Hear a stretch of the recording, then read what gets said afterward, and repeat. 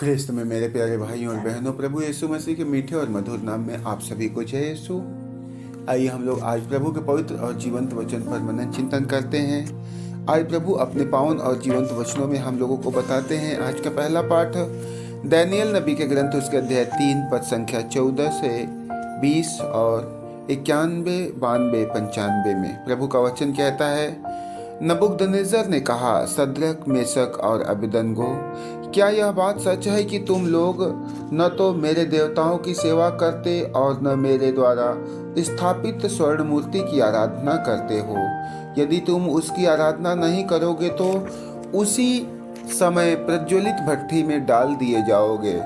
तब कौन देवता तुम लोगों को मेरे हाथों से बचा सकेगा? सद्रक, मेशक और अबेदनगो ने राजा नबूकदनेस्सर को यह उत्तर दिया, राजा, यदि कोई ईश्वर है जो ऐसा कर सकता है तो वह हमारा ही ईश्वर है जिसकी हम सेवा करते हैं। वह हमें प्रज्वलित भट्ठी से बचाने में समर्थ है और हमें आपके हाथों से छुड़ाएगा। यह सुनकर नबूकदनेस्सर सद्रक, मेशक और अबेदनगो पर बहुत अधिक क्रोधित हो गया। उसके चेहरे का रंग बदल गया। उसने भट्ठी का ताप सामान्य से 7 गुना अधिक तेज करने की आज्ञा दी। राजा नबूकदनेस्सर बड़े अचंभे में पड़ गया। वह घबरा कर उठ खड़ा हुआ और अपने दरबारियों से बोला, क्या हमने 3 व्यक्तियों को बांधकर आग में नहीं डलवाया? उन्होंने उत्तर दिया, राजा, आप ठीक कहते हैं। इस पर उसने कहा, मैं तो 4 व्यक्तियों को मुक्त होकर आग में सकुशल टहलते देख रहा हूँ और चौथा स्वर्गदूत जैसा दिखता है। तब नबूकदनेस्सर बोल उठा, धन्य है सद्रक, मेशक और अबेदनगो का ईश्वर। उसने अपने दूत को भेजा है जिससे वह उसके उन सेवकों की रक्षा करे। मेरे प्यारे भाइयों और बहनों, आज प्रभु इन वचनों के द्वारा हमें और आप एक एक लोगों को सिखाते हैं कि प्रभु सदा अपने बच्चों के, अपने भक्तों की रखवाली करते हैं। जिस तरह नबूकदनेस्सर ने अपने राज्य में ये आज्ञा पारित किया था कि सभी लोग उसके मूरत के आगे दंडवत करेंगे, उसे प्रणाम करेंगे, लेकिन सद्रक, मेशक और अबेदनगो ने ऐसा करने से मना किया। नतीजा होता है कि नबूकदनेस्सर काफी क्रोधित होता है और वह जलती हुई आग को 7 गुना और तेज करने के लिए अपने सेवकों को आदेश देता है। मेरे प्यारे भाइयों और बहनों, जब राजा नबूकदनेस्सर ने उन तीनों के बीच में, अपने समस्त प्रजा के बीच में, अपने राज्य में यह राजाज्ञा पारित किया, यह आदेश दिया कि सभी लोग मेरे मूरत को दंडवत करेंगे, प्रणाम करेंगे, तो सद्रक, मेशक और अबेदनगो इस बात के लिए राजी नहीं हुए। वे इनका विरोध करते हुए वे लोग अपने प्रभु की स्तुति और आराधना करते हैं, उनकी महिमा करते हैं। लेकिन नबूकदनेस्सर उनके ऐसे व्यवहार से काफी क्रोधित होते हुए उनसे कहता है कि तो क्या यह बात सच है कि तुम लोग न तो मेरे देवताओं की सेवा करते हो और न मेरे द्वारा स्थापित सोने की मूर्ति की आराधना करते हो? और यदि तुम उसकी आराधना नहीं करोगे तो उसी क्षण मैं तुमको प्रज्वलित आग की भट्ठी में डलवा दूंगा और तुम उस आग में जला दिए जाओगे। और बाइबल बतलाती है कि वे कहता है कि तब मैं देखूंगा कि कौन तुम्हारा ईश्वर है, कौन तुम्हारा देवता है जो तुम्हें मेरे द्वारा इस कोप से बचा सकता है, मेरे द्वारा लगाई गई आग से तुम्हें निकाल सकता है।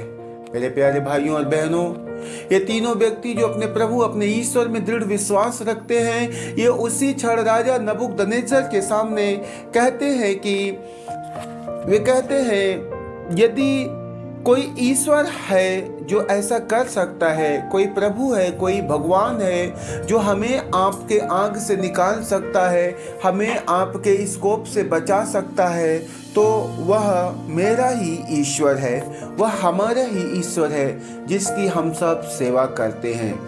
मेरे भाइयों और बहनों, उन तीनों ने राजा नबूकदनेस्सर को दृढ़ता पूर्वक जवाब दिया कि यदि कोई है, यदि कोई प्रभु है, कोई ईश्वर है, तो वह मेरा ही ईश्वर है जो हमें आपकी इस जलती हुई आग से निकाल सकता है, हमें और हमारे सभी साथियों को बचा सकता है, जिसकी हम सेवा करते हैं। तो मेरे भाइयों और बहनों, हम लोग देखते हैं कि उस उन तीनों ने कहा कि वही हमें प्रज्वलित भट्ठी से बचाने में सामर्थ्य है और वह हमें आग के हाथों से छुड़ाने भी सामर्थ्यवान है। उन तीनों के ऐसी बात से राजा नबूकदनेस्सर का क्रोध और ज्यादा भड़क उठता है और वह अपने सेवकों को आदेश देता है कि तुम और आग के जलती हुई आग को 7 गुना और तेज कर दो।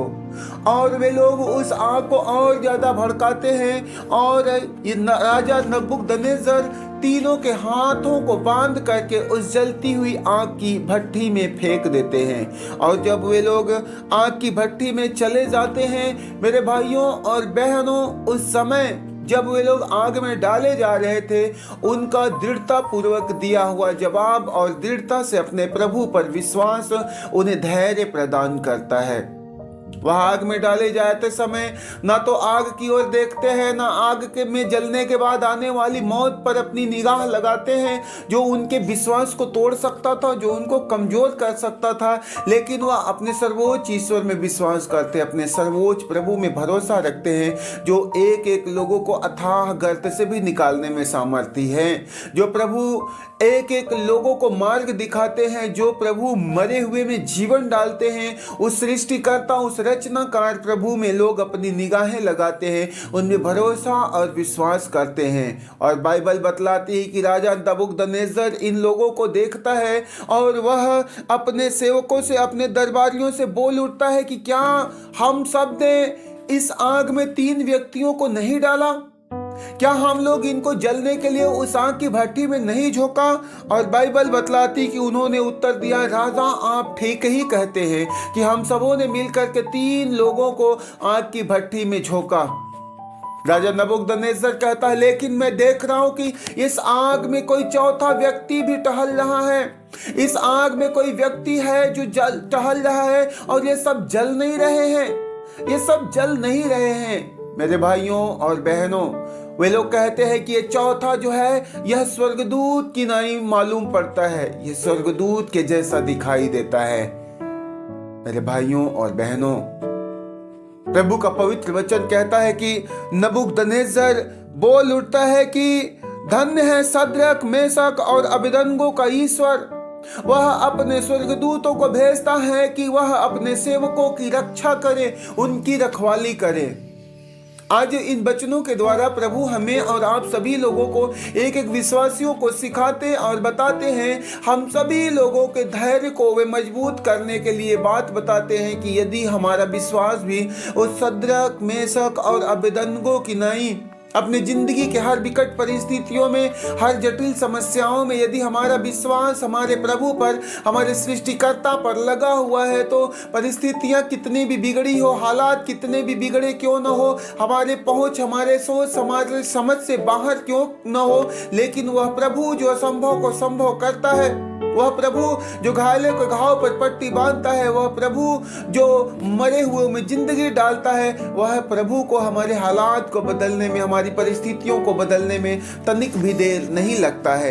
मेरे भाइयों और बहनों, आज हम लोग देखते हैं संत यूहन्ना के सुसमाचार उसके अध्याय 8 पद संख्या 31 से 42 तक में वचन कहता है कि जिन यहूदियों ने उनमें विश्वास किया उनसे ईसा ने कहा, यदि तुम मेरी शिक्षा पर दृढ़ रहोगे तो सचमुच मेरे शिष्य सिद्ध होगे।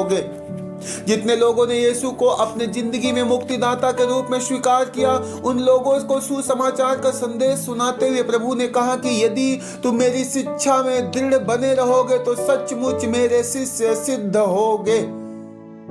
आज ये वचन सिर्फ उन्हें यहूदियों के लिए नहीं है, परंतु एक एक लोग जो प्रभु को अपने जिंदगी का, अपने घर, अपने परिवार का मालिक बनाते हैं, जो उन्हें अपने मुक्तिदाता के रूप में स्वीकार करते हैं, उन सबों के लिए प्रभु कहते हैं कि यदि तुम में मेरी शिक्षा दृढ़ बनी रहे तो तुम सचमुच मेरे शिष्य सिद्ध होगे। यदि हम प्रभु के शिष्य बनना चाहते हैं, यदि आप प्रभु के शिष्य बनना चाहते हैं तो आज हमें ये दृढ़ संकल्प करना है कि मुझे प्रभु की शिक्षा पर चलना है। जिस तरह शद्रक, मेशक और अबेदनगो जिंदगी में बिगड़ी हुई परिस्थिति में भी मौत सामने खड़ी थी, लेकिन ऐसे हालात में भी वे लोग मनुष्य पर भरोसा नहीं करते, उस मूरत को दंडवत नहीं करते, राजा नबूकदनेस्सर को प्रणाम नहीं करते, परंतु उस सृष्टिकर्ता ईश्वर में विश्वास रखते हैं। और नतीजा वही प्रभु जो अदृश्य है लेकिन उन लोगों के विश्वास में जीवित है, उनके भरोसे में जिंदा है, वही जीवित प्रभु उन एक एक लोगों को जलती हुई आग की भट्ठी से जीवित निकालता है। आज संसार में यदि मनुष्य होता, आज यदि संसार के भौतिक लोग होते, तो वह मनुष्य को प्रणाम करने में विलंब ना करते, मनुष्य को दंडवत करने में तनिक भी देर ना करते। लेकिन जो मनुष्य उनके जिंदगी को ना तो ले सकता है ना दे सकता है, उस मनुष्य के सामने झुकने की जरूरत नहीं है। उन लोगों ने नबूकदनेस्सर के सामने झुकना अस्वीकार किया, परंतु उस सर्वशक्तिमान प्रभु के सामने अपने आप को समर्पित करते हैं और उनमें अंतिम पल तक ईमानदार बने रहते हैं। नतीजा, ईश्वर का स्वर्गदूत उन्हें जलती हुई आग में एक सच्ची सुरक्षा प्रदान करता है, उन्हें एक प्रोटेक्शन देता है।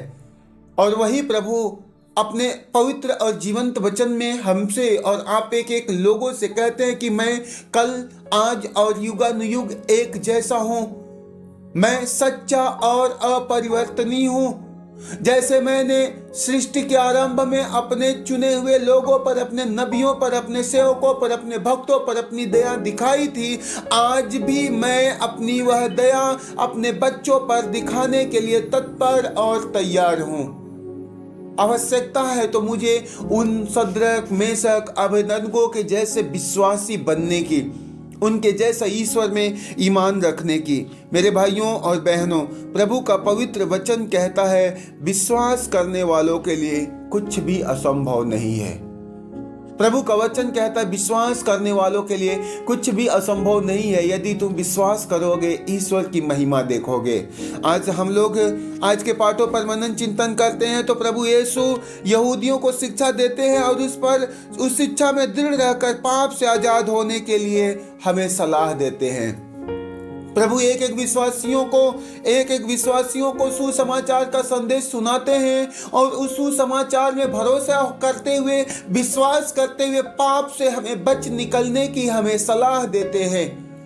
तो आज ये जरूरी है कि हम सभी लोगों को भी ईश्वर में विश्वास करते हुए और पाप से बच करके रहने की जरूरत है। बाइबल बतलाती है कि तुम दासता के कारण पाप के गुलाम मत बनो। किसी डर, किसी भय, किसी लोभ या लालच, शक और शंका के वशीभूत होकर के तुम पाप का कारण मत बनो। हमारे और आपके जिंदगी में भी ऐसी परिस्थितियां आ सकती है, डरावने माहौल आ सकते हैं, डरावनी परिस्थितियां आ सकती है, या हो सकता है हमारे जिंदगी पर भी, हमारे जान पर भी मल पड़ा है। लेकिन प्रभु का वचन कहता है कि ऐसे पल में भी हमें ईश्वर में विश्वासी बन करके रहना है, हमें प्रभु में भरोसेमंद बन करके रहना है। बाइबल बतलाती है, लोग उसकी शिक्षा पर सवाल उठाते ताकि उन्हें प्रभु यीशु की शिक्षा का अनुसरण नहीं करना पड़े।